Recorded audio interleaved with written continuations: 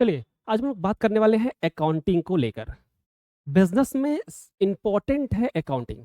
हम सभी जानते हैं कि अगर आपको बिज़नेस में अपने रिज़ल्ट लाने हैं, बिज़नेस में अपने अ, इन्फॉर्मेशन को गैदर करना है, तो आपको अकाउंटिंग कराना मैंडेटरी है। क्यों इम्पोर्टेंट है अकाउंटिंग कराना बिज़नेस में?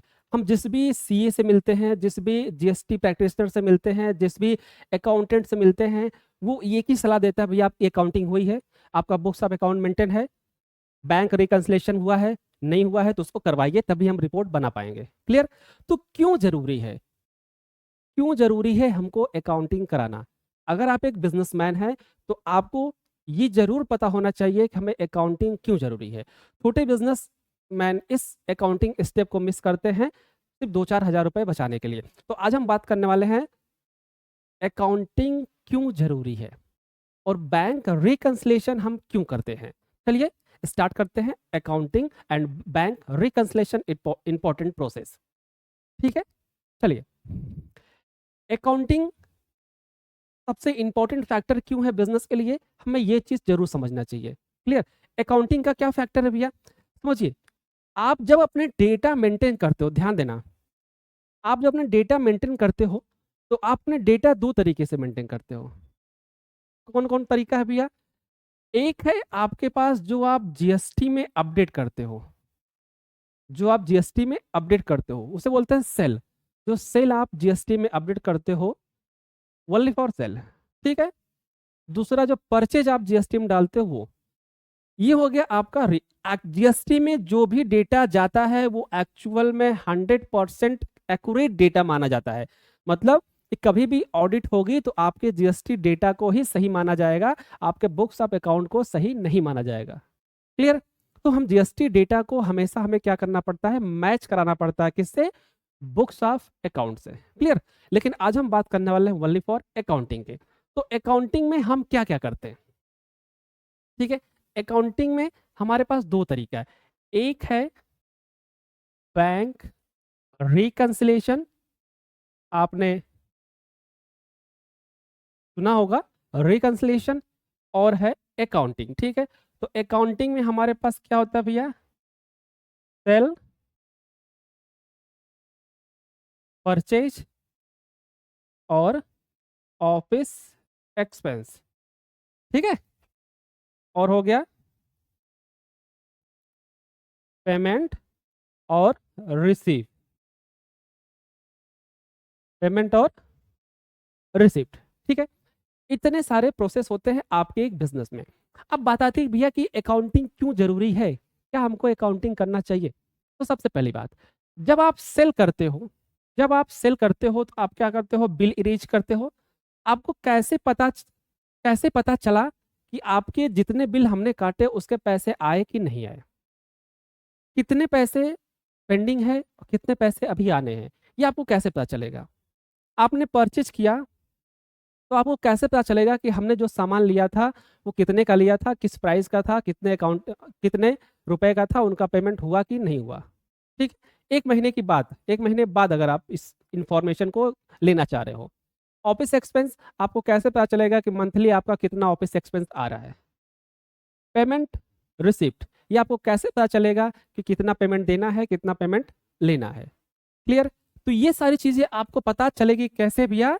बैंक रिकंसिलिएशन से।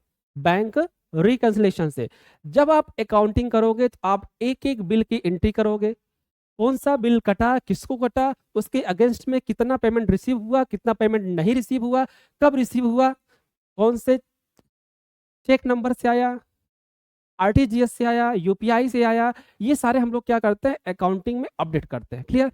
अब इसमें बैंक स्टेटमेंट का क्या रोल होता है? हमने तो मान लिया, चलिए इसको हम डेटा एंट्री कर लेंगे, बट इसमें बैंक स्टेटमेंट का रोल क्या होता है भैया? हमको क्यों बैंक स्टेटमेंट कराना है? तो समझिए, बैंक रिकंसिलिएशन। ठीक है, जब भी हम अकाउंटिंग का प्रोसेस करते हैं तो बैंक रिकंसिलिएशन सबसे इंपॉर्टेंट होता है, बैंक स्टेटमेंट सबसे इंपॉर्टेंट होता है। क्लियर? जब आप पेमेंट रिसीव की बात करोगे तो पैसा कहाँ आएगा? आपके बैंक में आएगा, आपके करंट अकाउंट में आएगा। क्लियर? जब कोई खर्चा करोगे तो आप कहाँ से करोगे? अपने बैंक अकाउंट से करोगे। कोई भी पेमेंट सप्लायर को करोगे तो कहाँ से करोगे? अपने बैंक अकाउंट से करोगे। क्लियर? तो जब तक हम बैंक अकाउंट की एंट्री नहीं करेंगे, रिकन्सिलिएशन नहीं करेंगे, तब तक हमें उसका रिपोर्ट कहाँ से जनरेट होगा? अब हमें जनरेट करना है सेल की रिपोर्ट कि भाई कितना पेमेंट रिसीव हुआ, कितना नहीं हुआ। तो ये चीज़ कहाँ से मिलेगी? क्योंकि पेमेंट की डिटेल कहाँ आ रही है? बैंक में आ रही है। पेमेंट की डिटेल कहाँ आ रही है? बैंक में आ रही है और हम बैंक की एंट्री कर ही नहीं रहे हैं, तो हमें कैसे पता चलेगा कि सेल जो हमने किया था, उसका कितना पैसा आया, कितना पैसा नहीं आया? उसी तरीके से जब हम परचेज़ करेंगे तो पेमेंट का हमको कैसे पता चलेगा जब हमने बैंक एंट्री की नहीं? जब हमने बैंक एंट्री की नहीं, तो हमको पता कैसे चलेगा कि पैसा कितना हमने दिया, कितना नहीं दिया, किसको दिया? तो इसलिए मोस्ट इम्पोर्टेंट फैक्टर ये है कि आपके लिए बैंक सबसे ज़रूरी है। बैंक रिकन्सिलिएशन करना सबसे इम्पोर्टेंट है। तभी आप अपने ट्रांज़ैक्शन को ट्रैक कर पाओगे। तभी आप अपने प्रॉपर ट्रांज़ैक्शन को, अपने बिज़नेस के खर्चे को, रिसीप्ट को, पेमेंट को ट्रैक कर पाओगे, नहीं तो आप ट्रैक नहीं कर पाओगे। इसीलिए बैलेंस शीट बनाते समय परफेक्ट अकाउंटिंग डेटा की ज़रूरत होती है। इसीलिए हर एक सीए, हर एक प्रोफेशनल आपसे सबसे पहले कहता है कि भैया क्या आपकी बुक्स ऑफ अकाउंट मेंटेन है? बुक्स ऑफ अकाउंट मेंटेन नहीं है तो आप पहले उसको करवाइए। क्योंकि एक-एक डेटा हमको ज़रूरत होती है। यहाँ पे ग्रुप ऑफ लेजर की बात होती है। ग्रुप ऑफ लेजर कि आपने किसी को पैसा दिया तो क्यों दिया?